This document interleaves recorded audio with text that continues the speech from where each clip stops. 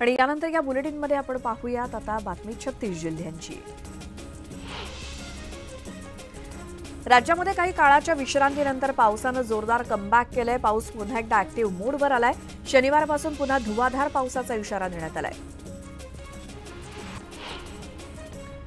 जून ते ऑगस्ट महिन्यात भारतातील तापमान सामान्य तापमानापेक्षा सर्वात जास्त असल्याची नोंद एका अहवालात झाली आहे। भारताच्या 1/3 लोकसंख्येला किमान 7 दिवस धोकादायक उष्णतेचा सामना करावा लागला। अखेर 4 दिवसांच्या प्रतीक्षेनंतर कांदा निर्यात सुरळीत झाली। सद्यस्थितीत बाजारभाव स्थिर असल्याचं दिसतंय। उशिरा का होईना निर्णय घेतल्यामुळे शेतकरी व्यापारी आणि शेतकरी संघटनांनी समाधान व्यक्त केलं। म्हाडाच्या मुंबई मंडळाच्या 2030 घरांच्या सोडतीच्या अर्ज विक्री स्वीकृतीला चांगला प्रतिसाद मिळाला। मुदत संपण्यासाठी काही तास शिल्लक असताना 1 लाखाहून अधिक इच्छुकांनी अर्ज सादर केले। भारतात मंकीपॉक्सचा दुसरा रुग्ण आढळला। यूएईहून केरळला गेलेली व्यक्ती पॉझिटिव्ह असल्याचं समोर आलंय। प्रशासनानं नागरिकांना काळजी घेण्याचं आवाहन केलं। पालकांची चिंता कमी करणारं एक नवं फीचर यूट्यूबनं लॉन्च केलंय। पॅरेंटल कंट्रोल असं या फीचरचं नाव आहे। या फीचरमुळे पालक आपल्या मुलाच्या यूट्यूबवरील ऍक्टिव्हिटीवरती लक्ष ठेवण्यास सक्षम असतील। युनेस्कोचं पथक 6 आणि 7 ऑक्टोबरला विजयदुर्ग आणि सिंधुदुर्ग किल्ल्याला भेट देणार असल्याची माहिती जिल्हाधिकारी अनिल पाटील यांनी दिली। छत्रपती शिवाजी महाराजांच्या गडकिल्ल्यांचा जागतिक वारसा स्थळामध्ये समावेश करण्याच्या अनुषंगानं ही भेट दिली जाणार आहे। सणासुदीच्या काळात सरकारनं खाद्यतेल कंपन्यांना खाद्यतेलाच्या दरात वाढ न करण्याच्या सूचना केल्या आहेत। सरकारनं व्यापाऱ्यांसोबत बैठक घेतली असून त्यात तेल कंपन्यांना खाद्यतेलाच्या किमती वाढवू नयेत अशा सूचना करण्यात आल्या आहेत। 2 वर्षात ज्येष्ठ नागरिकांसाठी लोकलमध्ये स्वतंत्र डबा उपलब्ध करून दिला जाईल अशी माहिती रेल्वे प्रशासनानं उच्च न्यायालयाला दिली। त्यामुळे लोकलला प्रवास करणाऱ्या ज्येष्ठ नागरिकांना दिलासा मिळालाय। गणेशोत्सव संपल्यानंतर पालिकेनं स्वच्छता मोहीम हाती घेतली। संपूर्ण मुंबईत जाहिरात फलक हटवण्याची मोहीम हाती घेण्यात आली आहे। अनंत चतुर्दशीनंतर 24 तासात पालिकेच्या परवाना विभागाकडून 14,000हून अधिक जाहिरात फलक, कमानी आणि झेंडे हटवण्यात आले। डीजे बंदीचा आदेश गणेशोत्सवापुरता मर्यादित नसून तो सगळ्याच प्रकारच्या सार्वजनिक मिरवणुकांना लागू आहे असं उच्च न्यायालयानं स्पष्ट केलं। त्यामुळे स्वतंत्र आदेशाची आवश्यकता नाही असं उच्च न्यायालयानं बुधवारी स्पष्ट केलं। बेस्टच्या मिनी एसी बसेस या कंत्राटी पद्धतीवरती चालवल्या जातात। अशातच कंत्राटदारांकडून लूट होत असल्याचा आरोप प्रवाशांनी केलाय।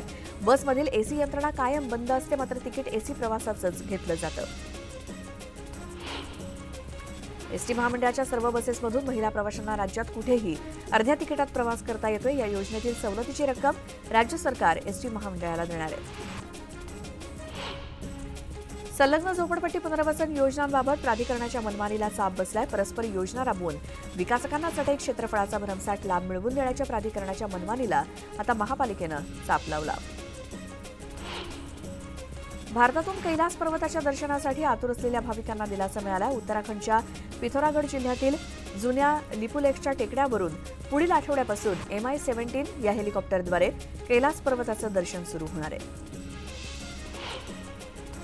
7वा वेतन आयोग शिफारसीअंतर्गत महागाई भत्ता वाढीची वाट पाहणाऱ्या केंद्र सरकारच्या कर्मचाऱ्यांना आणखी काही काळ प्रतीक्षा करावी लागू शकते। निवडणुकीच्या वेळापत्रकामुळे ही घोषणा सप्टेंबरच्या अखेरीस केली जाऊ शकते। पुणे मेट्रोनं ऐतिहासिक कामगिरी बजावली आहे। शहरातील गणेश विसर्जन मिरवणूक बघण्यासाठी वाहतूक कोंडी टाळण्यासाठी लाखो पुणेकरांनी मेट्रोनं प्रवास करण्याला प्राधान्य दिलं। फक्त एकाच दिवसात तब्बल 3.5 लाख प्रवाशांनी एका दिवसात मेट्रोनं प्रवास करत रेकॉर्ड मोडलाय।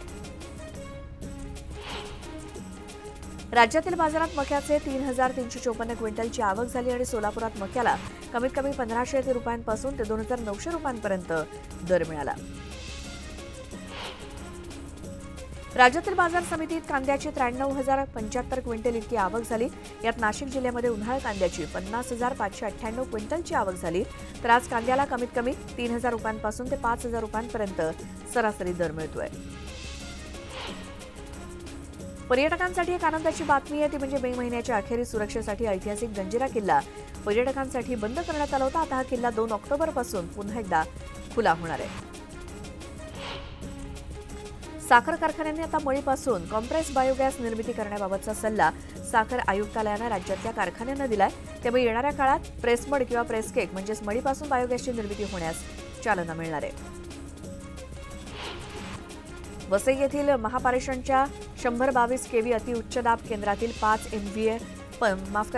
MVA क्षमतेच्या रोहित्रात तांत्रिक बिघाड झाला आणि नवीन रोहित्र लावण्यास 3 ते 4 दिवसांचा अवधी लागणार असल्यामुळे त्याचा परिणाम वसई विरारमधील वीज पुरवठ्यावरती होणार आहे. त्यामुळे एक प्रकारे वसईवर वीज संकटच निर्माण झालंय. पुण्यामध्ये गणेशोत्सवाच्या विसर्जन मिरवणुकीत यंदा गेल्या वर्षीपेक्षा कमी आवाजाची नोंद झाली. गेल्या वर्षी लक्ष्मी रस्त्यावर 101.2 डेसिबल आवाजाची पातळी होती, तर यंदा ती कमी होऊन 94.8 डेसिबल नोंदवली गेली. मात्र डीजेचा दणदणाट त्रासदायकच ठरला असल्याची प्रतिक्रिया पुणेकरांनी दिली. सातारा शहरातील गणेशोत्सव मिरवणुकीदरम्यान जिल्हाधिकाऱ्यांच्या आदेशाचा भंग करण्यात आला. बीम लाईट लावल्याप्रकरणी पोलिसांनी कारवाई केली आणि या प्रकरणी शहर पोलीस ठाण्यामध्ये 2 गुन्हे दाखल झाले. सांगलीत गणेश विसर्जन मिरवणुकीत जिल्हाधिकाऱ्यांचा बंदी आदेश झुगारून लेसर लाईटचा मारा करण्यात आला. या प्रकरणी आता 10 गणेश मंडळांचे अध्यक्ष, उपाध्यक्ष आणि लाईट मालक यांच्यावरती पोलिसांनी गुन्हे दाखल केले. पुणे महापालिका प्रशासनानं उपलब्ध करून दिलेल्या शहरातील विविध ठिकाणचे हौद, लोखंडी हौद, पाण्याच्या टाक्या अशा ठिकाणी सुमारे 5,59,952 इतक्या गणपती मूर्तींचं विसर्जन करण्यात आलं. त्यापैकी 1,76,067 मूर्तींचं संकलन करण्यात आलं. नाशिकमध्ये मूर्ती संकलनात यंदा देखील वाढ झाली आहे. महानगरपालिकेनं राबवलेल्या उपक्रमात शहरामध्ये 2,05,854 मूर्तींचं संकलन करण्यात आलं. तसंच सुमारे 175 मेट्रिक टन निर्माल्य संकलित करण्यात आल्याचं महापालिकेनं म्हटलं. गेल्या वर्षीच्या तुलनेत मूर्ती संकलनात 5,500हून अधिक वाढ झाली आहे. यंदा गणेशोत्सवात सुमारे 550 मेट्रिक टन निर्माल्य संकलन करण्यात आले आणि या निर्माल्यापासून सेंद्रिय खतं तयार करण्याची कार्यवाही महानगरपालिकेनं सुरू केली आहे. विसर्जनानंतर विविध चौपाटी आणि समुद्र किनाऱ्यांवरती स्वच्छता मोहीम राबवून 363 मेट्रिक टन घनकचरा संकलित करण्यात आला. गणेशोत्सवाच्या काळात पुण्यातील काही रस्ते बंद करण्यात आले होते. परिणामी आगारात एसटी उशिरा दाखल झाली आणि त्यामुळे जवळपास 30 ते 40% प्रवासी संख्या घटली आहे. त्याचा परिणाम एसटीच्या उत्पन्नावर झाला. वसई विरार शहरामध्ये फेरीवाल्यांची संख्या प्रचंड वाढत असताना पालिकेनं केलेल्या सर्वेक्षणात केवळ शहरात 15,156 इतक्याच फेरीवाल्यांची नोंद करण्यात आली. मात्र प्रत्यक्षात हा आकडा जास्त असताना केवळ 15,000च फेरीवाले कसे काय, असा सवाल विचारला जातोय. वन नेशन वन इलेक्शन ही संकल्पना क्रांतिकारी आहे आणि या निर्णयाचं आम्ही स्वागत करतो. बळकट लोकशाही असलेल्या भारतातील निवडणूक प्रक्रिया या संकल्पनेमुळे आणखी प्रभावी आणि मतदारांसाठी सोयीची ठरेल असं मत मुख्यमंत्री एकनाथ शिंदे यांनी व्यक्त केलं. मुख्यमंत्री एकनाथ शिंदे यांचा जागतिक कृषी पुरस्कारानं गौरव करण्यात आला. पर्यावरण रक्षण, शाश्वत विकास आणि हरित महाराष्ट्र यासाठी मुख्यमंत्री एकनाथ शिंदे यांच्या कामाची दखल घेऊन वर्ल्ड ॲग्रिकल्चर फोरमकडून त्यांना जागतिक कृषी पुरस्कारानं सन्मानित करण्यात आलं. पंतप्रधान मोदी यांच्या अध्यक्षतेखाली केंद्रीय मंत्रिमंडळानं पीएम आशा योजनेसाठी 35,000 कोटी रुपये मंजूर केलेत. देशातील शेतकरी बंधू भगिनींना परवडणाऱ्या दरात खतांचा सतत पुरवठा व्हावा यासाठी हा निर्णय घेण्यात आलाय आणि या निर्णयामुळे कडधान्य आणि तेलबिया पिकांची किमान आधारभूत किंमत ठरेल. दरवर्षीप्रमाणे यंदाही लालबागमधील गणेश विसर्जन मिरवणुकीत चोरट्यांचा सुळसुळाट होता. गर्दीचा फायदा घेऊन चोरांनी सोन्याचे मौल्यवान दागिने आणि मोबाईल चोरल्याच्या घटना घडल्या आहेत. प्राप्त तक्रारीनुसार सुमारे 7 लाखांहून अधिक किमतीचा मुद्देमाल मिरवणुकीदरम्यान चोरीला गेलाय. गणपती विसर्जनादरम्यान राज्यात विविध घटनांमध्ये 21 जणांचा मृत्यू झाला. यात उत्तर महाराष्ट्रातील 9, विदर्भातील 7 तर विरारमध्ये एका व्यक्तीचा समावेश आहे.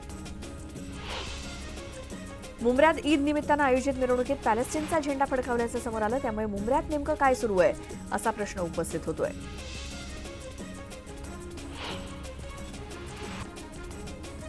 आणि या बातमीसोबतच वेळ झाली एका छोट्याशा ब्रेकची. लगेच परत येतोय. तुम्ही पाहत राहा न्यूज 18 लोकमत.